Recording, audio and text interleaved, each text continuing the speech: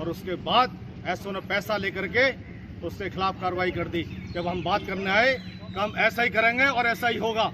आज का क्या प्रकरण रहा सर? आज हम मिल बात करने आए तो हम 3 दरोगा हमारे पे मारने पड़े। मेरे ऊपर देखिए सारे कपड़े फाड़ दिए 3 दरोगाओं ने। जैसे वो देवेंद्र था, विवेक था और स्वयं ऐसे तीनों मेरे बच्चे पड़ के मारने के लिए।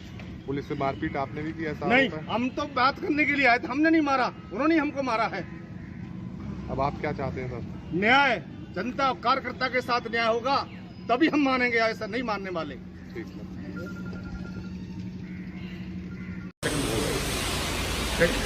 अलीगढ़ के गोंडा थाने में भारतीय जनता पार्टी के विधायक को गिरा करके पुलिस ने मारा, उसके कपड़े फाड़ दिए, उसको जाति सूचक शब्द बोले, सांसद पहुंचा उससे बदतमीजी की।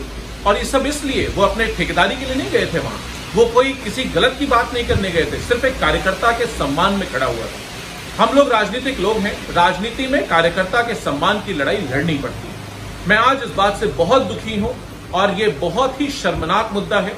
मैं अगर आज उनकी जगह होता तो मैं ओपनली आपको कहता हूं कि मैं आज ही विधानसभा से इस्तीफा देता और अपने सारे साथी विधायकों से निवेदन करता, वो विधायक, वो सांसद जो रोज सड़क पे बैठ रहे हैं, अपनी ही सरकार में उनकी सुनवाई नहीं हो रही, अपने कार्यकर्ता का सम्मान नहीं बचा पा रहे, अपने साथी को जायज न्याय नहीं दिला पा रहे, अन्याय की लड़ाई नहीं लड़ पा रहे, कभी सड़क पे धरना देते हैं, कभी कुछ करते हैं और फिर उनकी सुनवाई नहीं हो रही सरकार में।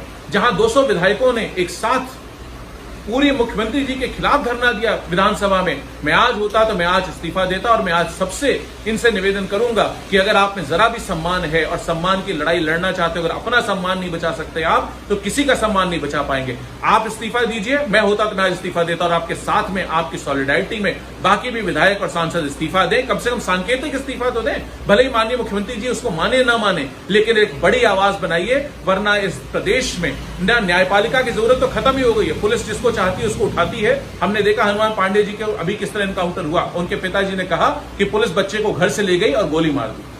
अब जब जहां कोर्ट्स की जरूरत नहीं बची थी, वहीं अब लेजिस्लेटिव असेंबली और पार्लियामेंट की जरूरत मुझे लगता है नहीं बची है।